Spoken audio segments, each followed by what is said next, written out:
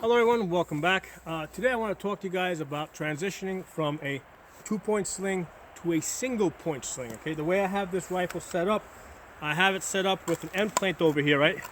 There's a QD mounting point here so that I can easily change this from a 2-point sling to single point. So first let's talk about 2-point sling. 2-point sling, I have the rifle set up so I have a QD mount at the front of the rail on the left side, and on the outside of the stock it's attached at the two furthest points so the rifle is controlled. Okay, so when I bring this gun up, it just rolls up. You know, it's already in this where it needs to be here, so it just comes up and it's there. If I come up one-handed, that's where it's going to go. Okay, so this is a really fast way to get your gun up and get it on target. Okay, it's also really convenient for carrying. For carrying purposes, I just lower the gun over my back. Okay, the gun is attached at the two furthest points, right, with the muzzle pointing up, so this is well controlled. Okay, so I can move around for a long period of time, hands-free.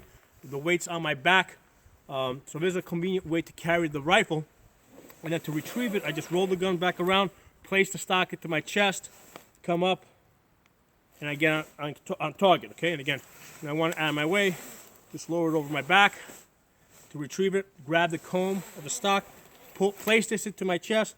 I grab this like I would the pistol in my holster, bring the gun up, I'm on target. Okay, and also this being on the outside over here, that allows me to come out and do transitions. All right, so I need to get to the outside, I can do that. Then I can get back to this side, get back into the gun. Okay, but one of the disadvantages of this setup here is, what if you're going in and out of a car, okay, or a van or a truck? This is a little inconvenient. So the single point sling can be a little easier for that. So with this rifle, what I do is I'm going to move this QD attachment from there to the end plate, right? You see that, how that's attached over there now? I'm going to take this one out. I'm going to unhook this from here. And I'm going to bring that back here. Okay, so now I have a single point sling. So so now this is kind of hanging in the center of my body. You know, if I just roll this up, it's not like before where it was just sitting up here, right? So with this, I gotta bring it up. Yeah, so there's a slight disadvantage there. I guess you can always bring this a little bit higher. Right now, the length of this is set for for 2 points, right? So I didn't adjust the length. So bringing this up a little bit might bring it a little closer to your chest, but it's still going to sit in the center of your body. Now, one of the reasons why you may not want to make it too tight, right, where you may not want to bring it up higher, is because if I'm going to be moving around, as I'm walking, this thing's basically hitting me in the knees, it's hitting me in the nuts.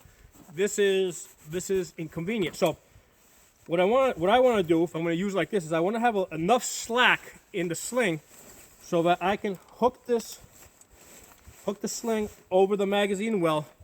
And now the gun is stowed. Okay, now I can do some running, I can do picking up stuff, and the gun is not hitting me in the nuts as I'm moving around. Okay, so this is one of the things I learned this past summer.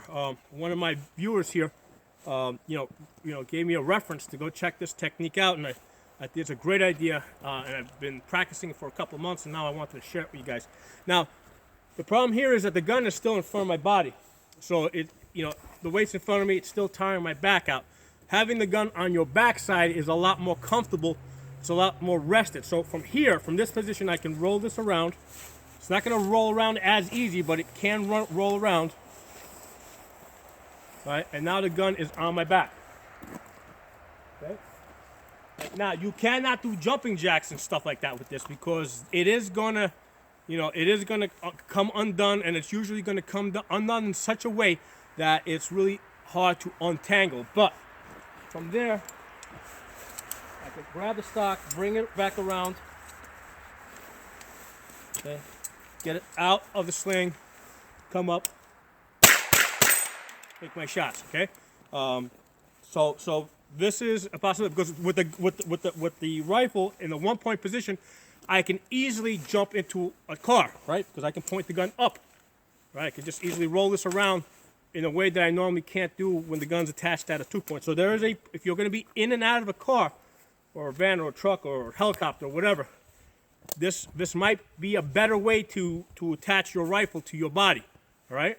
So this is something that, I think this is worth knowing, even though I don't use this that often. But there's some circumstances where I think that this can be very useful, right? So that can sit like this, right? And like I said, from there, I want to get this. I think it's getting hooked. It's going caught up on my hood.